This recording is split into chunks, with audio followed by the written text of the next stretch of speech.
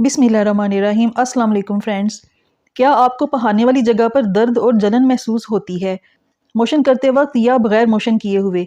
अगर इसका जवाब हाँ है तो इसका मतलब है कि आपको एनल फिशर है, यानी पहाने वाली जगह पर जख्म है।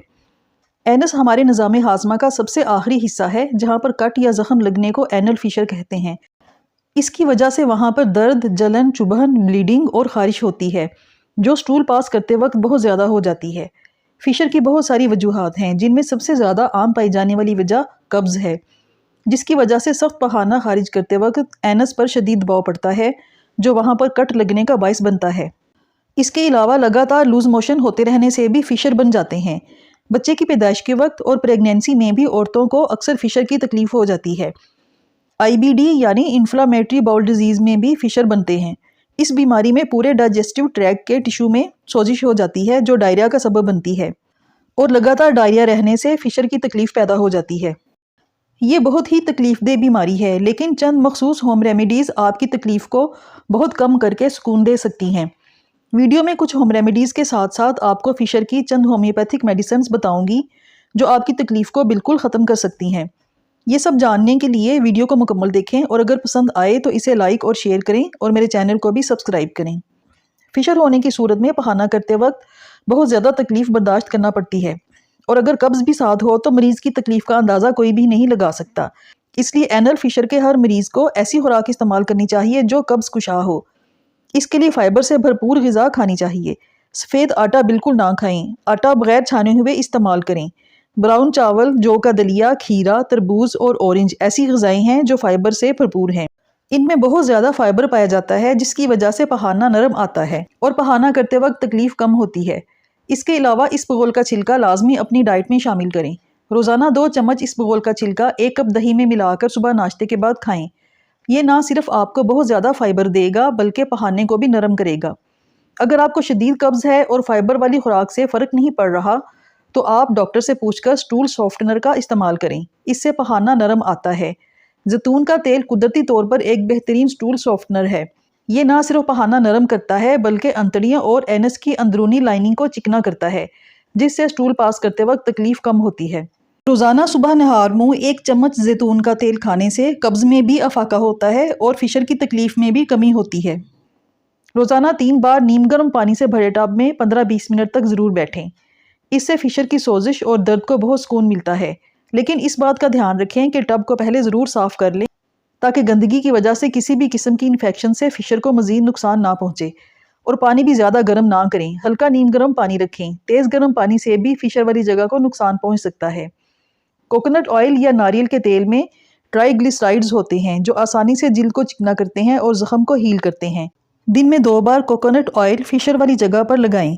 लगाने से पहले हाथ लाजमी धो लें। अगर आपको काफ़ी अरसे से फिशर है तो दिन में कई बार ऑयल लगाएं, ताकि फिशर जल्दी हील हो सके।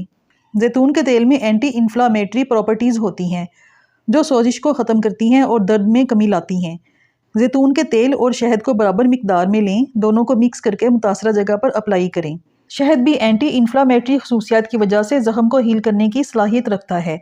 ये रेमेडी दिन में 3 बार अप्लाई करें, इससे आपको बहुत ज़्यादा सुकून मिलेगा। एक रिसर्च के मुताबिक एलोवेरा के इस्तेमाल से पुराना फिशर भी ठीक हो सकता है, क्योंकि एलोवेरा ज़ख्म, इन्फेक्शन और सोजिश को हील करता है। इसके लिए एलोवेरा का ताज़ा पत्ता लें, इसे काटकर अंदर से जल निकालकर फिशर पर लगाएं। दिन में 2 से 3 बार लगाएं। इससे आपको दर्द और बेचैनी में काफ़ी अफाका होगा। ये चंद होम रेमेडीज़ आपको कब्ज़, बेचैनी और दर्द से रिलीफ दे सकती हैं। इनके साथ आप आगे बताई गई होम्योपैथिक मेडिसिन को इस्तेमाल करके अपने फिशर को बिल्कुल ख़त्म कर सकते हैं। फ्रेंड्स, होम्योपैथिक मेडिसिन हर मरीज़ की इनफरादी अलामात पर काम करती हैं, लेकिन कुछ मेडिसिन के तमाम मरीज़ों पर बहुत अच्छे रिजल्ट देखे गए हैं। ये मेडिसिन दर्द, जलन, चुभन को ख़त्म कर सकती हैं। इस सिलसिले में 3 मेडिसिन का कम्बिनेशन बहुत अच्छे रिजल्ट देता है। इन मेडिसिन के नाम पियोनिया, रेटेनिया और नाइट्रिक एसिड हैं। इन तीनों को 30 पोटेंसी में दिन में 3 बार थोड़े पानी में डालकर पिएं। तीनों के 5-5 ड्रॉप्स डालें। पियोनिया की अलामात में पखाने वाली जगह पर जलन, खारिश और दर्द होता है, जो पखाना कर चुकने के बाद भी होता रहता है। इसके साथ पखाने वाली जगह पर कट होते हैं। इसके अलावा अगर फिशर की जगह से नमी या बदबूदार रतूबत रिश्ती रहे तो भी ये मेडिसिन बहुत अच्छा काम करती है। नाइट्रिक एसिड के मरीज़ को दायमी कब्ज़ के साथ फिशर हो जाते हैं। पखाना करने के बाद देर तक शदीद दर्द होता रहता है। فشر سے خون بھی بہتا ہے، جلن اور خارش رہتی ہے۔ ریٹینیا کی علامات بھی اسی قسم کی ہیں۔ اینس کے مقام پر درد اور جلن ہوتی ہے جو بہت دیر تک رہتی ہے۔ اس میڈیسن کی خاص علامت یہ ہے کہ مریض کو اس طرح لگتا ہے جیسے ریکٹم کی جگہ پر کانچ کے ٹکڑے بھر گئے ہیں، جس سے شدید درد اور تکلیف محسوس ہوتی ہے۔ خون بھی قطرہ قطرہ گرتا رہتا ہے۔ اگر فشر کو سیک لینے سے یعنی ہیٹ لینے سے آرام ملے اور درد اور جلن بھی ہو اور اس کے ساتھ خون گرتا رہے تو ریٹینیا بہت جلدی آرام دیتی ہے۔ ان تینوں میڈیسنز کے 5 ڈراپس دن میں 3 بار لگاتار پیتے رہنے سے آپ کی تکلیف بالکل ختم ہو جائے گی۔ اس کے ساتھ ساتھ ایک بائیوکیمک میڈیسن سلیشیا 30X کی 4 گولیاں دن میں 3 بار کھائیں۔ اسے بغیر پانی کے کھائیں۔ یہ نسخہ استعمال کرنے کے بعد چند دن میں ہی آپ کی تکلیف میں نمایاں کمی آئے گی۔ آپ کو درد، جلن، چبھن میں افاقہ ہوگا، بلیڈنگ ختم ہو جائے گی۔ مستقل آرام کے لیے اسے لگاتار چند ماہ تک استعمال کریں۔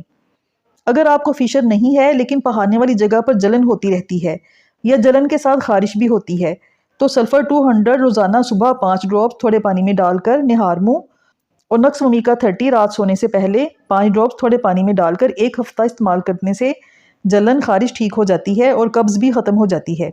ان میڈیسنز اور ہوم ریمیڈیز کو اپنے استعمال میں رکھیں، آپ فشر سے جان چھڑا لیں گے۔ تو فرینڈز، آپ کو ویڈیو کیسی لگی؟ اگر اچھی لگی ہو تو اسے لائک اور شیئر کریں اور میرے چینل کو بھی سبسکرائب کریں۔ شکریہ۔